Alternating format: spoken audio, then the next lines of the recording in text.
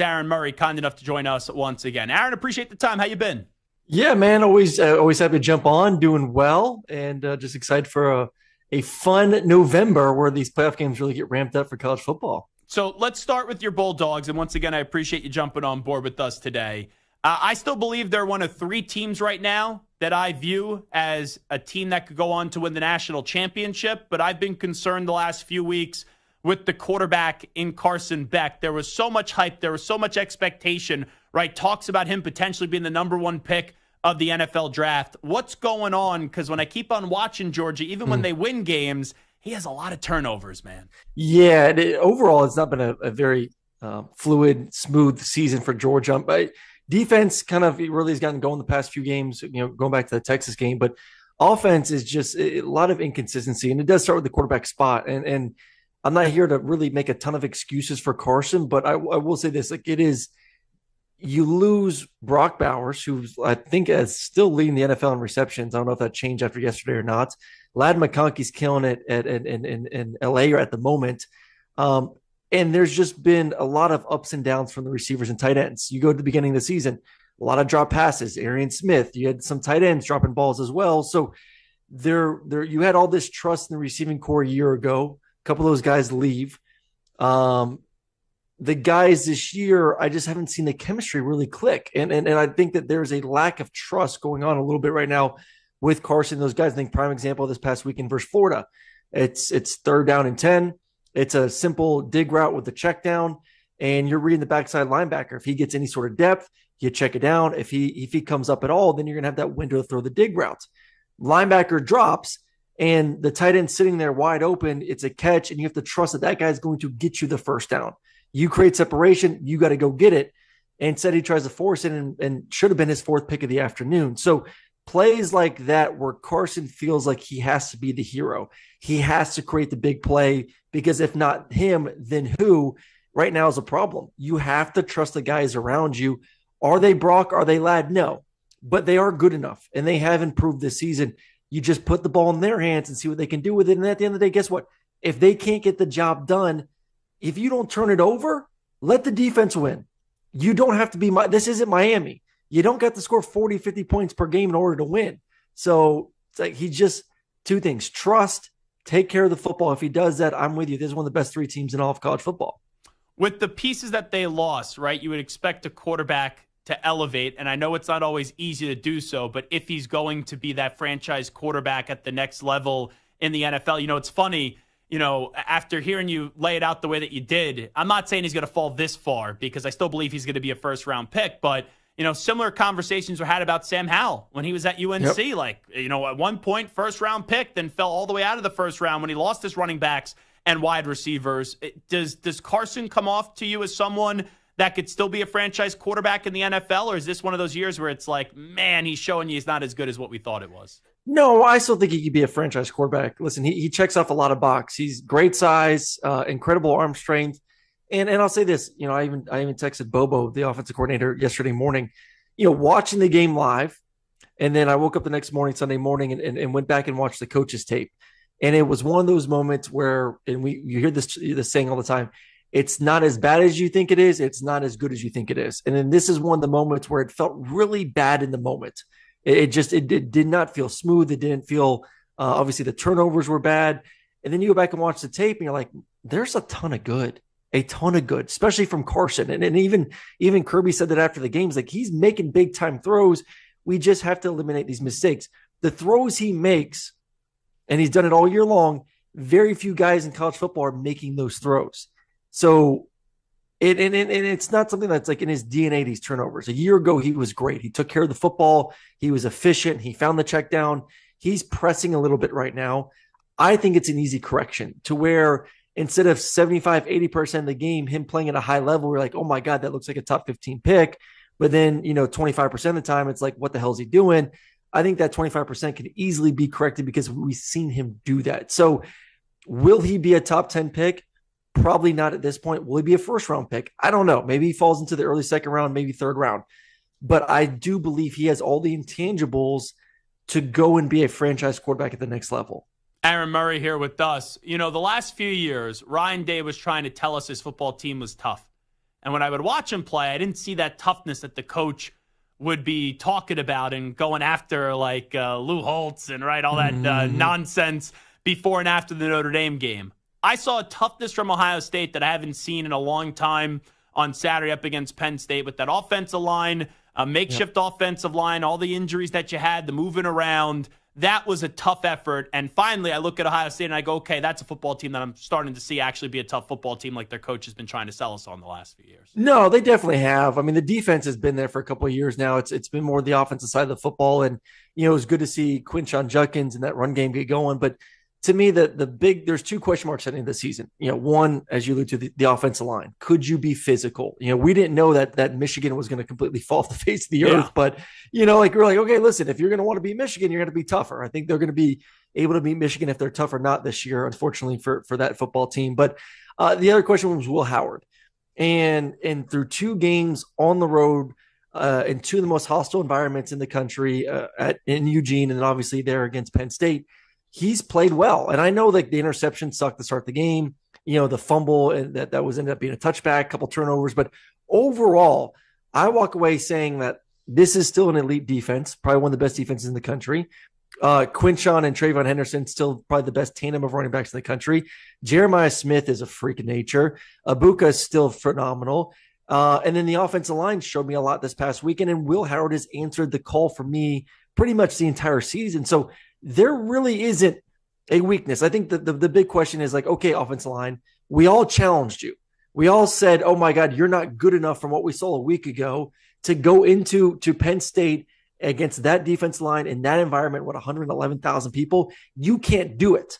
And they did. Can they have that mentality going forward? Because now it's like, oh, well, you are good. Now you're getting pat on the back. Now you're saying you are tough. Like, can you keep that chip on your shoulder? Can Ryan Day keep that for the offense going forward? And if he does, man, I look at this team, there's just really not a lot of holes that you can pick at the moment. Yeah, right now I could only see three teams, like I told Jaron Murray, winning the national championship. Ohio State's won after what I just saw from Saturday. Yep. Georgia, clearly, even though they've had some problems this year. And then Oregon. Like, is there another team that you look at and you go, okay, I could see them finding a way to fight through now a 12-team college football playoff and win it all?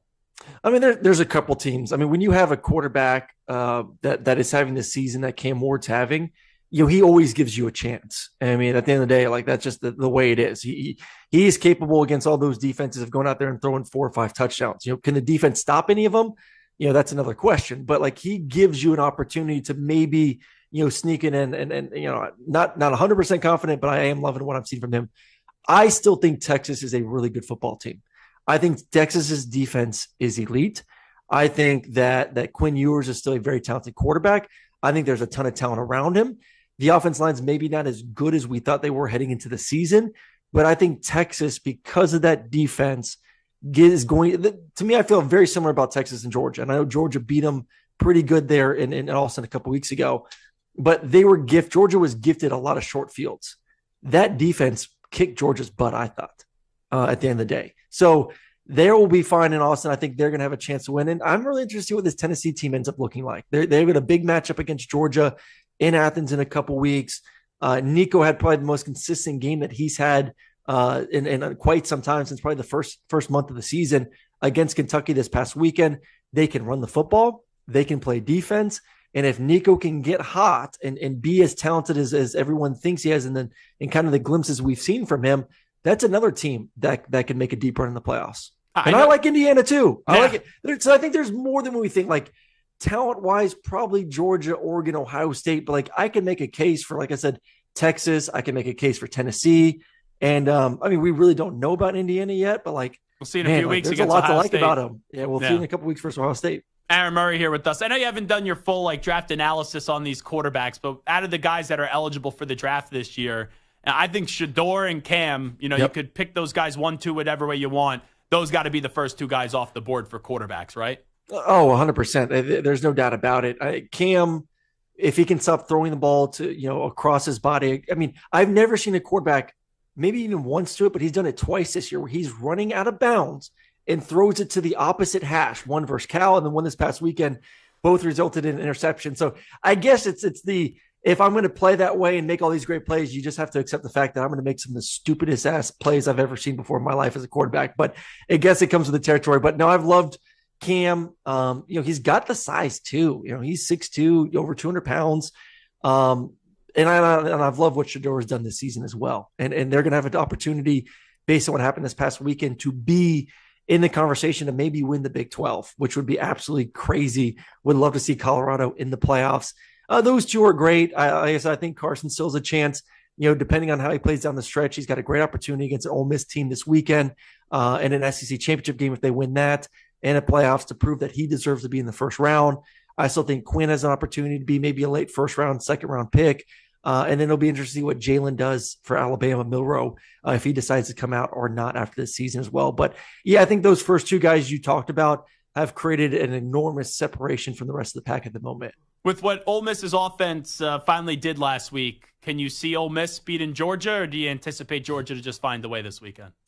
Ole Miss doesn't have a lot of weaknesses. You look at the team. Jackson Dart's played in this system for 3 years. I think he's having a great season. We don't watch a lot of Ole Miss because they haven't had a very tough schedule, and we haven't watched them a ton. But I've had one of their games. I've seen him. I've talked to the coaching staff.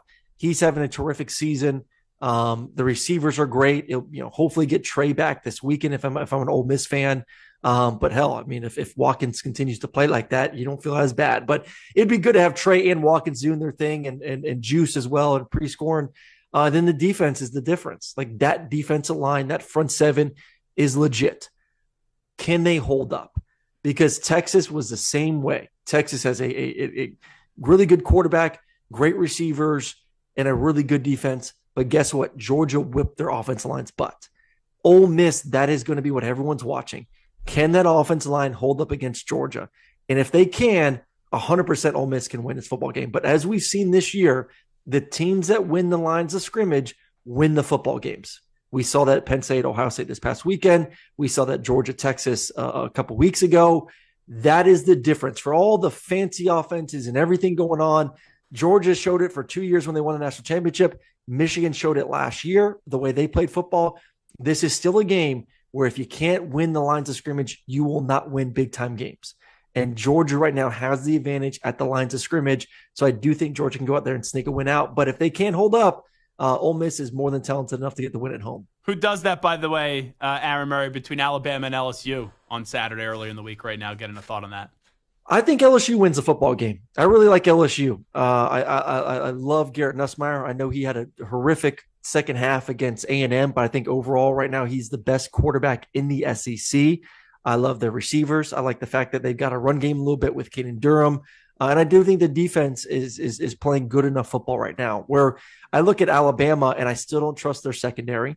I don't trust their pass game, and their offense line has not been as good as we were hoping they would be this season. So we'll see what they look like coming off the bye. Does the defensive backfield improve or take advantage because they are pretty young back there? But I just think overall, LSU at home, that passing attack going against a very young Alabama secondary who has not performed well this season, I'd give the advantage to the Tigers. Let me just get back to Ohio State, Penn State. Aaron Murray here with us for another minute or two. James Franklin, he's just incapable of winning a big game. He usually wins 9-10 games a year, but if it's a top 25 team or a top 10, top 5, or up against Ohio State, he just can't do it. I know he's won 70% of his games at Penn State, but I have no reason to believe that he's ever going to make them go from just being good to great. How about what you're seeing with James Franklin? Oh, I mean, listen, there's a talent difference. He's beating who he's supposed to beat, and he's losing to essentially who he's supposed to lose. You can't tell me right now that Ohio State or Penn State has better talent than Ohio State or what Michigan's had for the past couple of years. Like, they're in a really weird spot where, like I said, they're beating teams they're supposed to beat, and they're losing to the teams that they're supposed to lose to because they just don't have.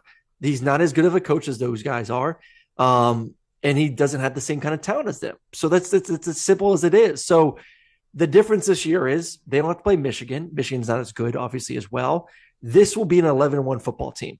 This will be a team that's 11-1, not going to be in the Big Ten championship game, but maybe, depending on how things unfold, will be hosting a first-round game in the playoffs. That's pretty damn good. You win that game, you make it to the second round of the playoffs. I would consider that a really successful year for I'll Penn tell State. you, though, if Boise State played them, I'd take Boise State, who almost beat Oregon this year. I'd take Boise State to go into Happy Valley with Genty and run right through Franklin. I'd take them. I don't know. I still like Penn State's defense. I really like Drew Aller, the way he's playing this season. Tyler Warren maybe is my favorite player in all of college football.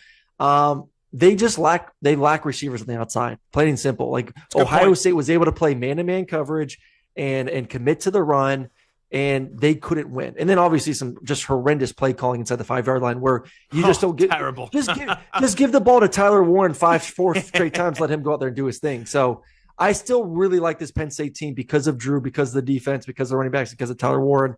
So I think they win their first round playoff game. Then from there, we'll see what the matchup looks like in the second round. Last thing I'll ask you, Clemson. So Dabo had them rolling, obviously, took them to a level that we've never seen Clemson be in, right? They were elite. They were tugging right on Nick Saban's cape, and they took it for a little bit.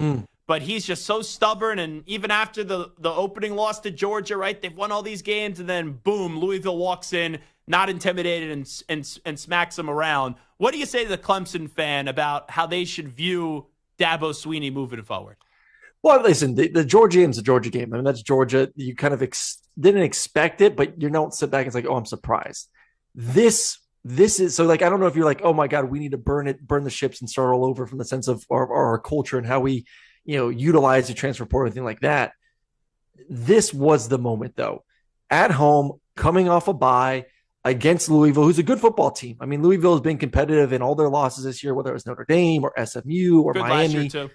Yeah, and good last year too. They got a good quarterback. They got a terrific running back. But to get beat up the way they did, I'm telling you, that first half, they were running through them. They were dominating the lines of scrimmage. It wasn't until the second half that Phil Maffa was able to get any sort of run game going. Cade looked hesitant throwing the football early on in the game. And listen, this was not a game that Cade was the reason they lost. I think this was a complete offensive defenses.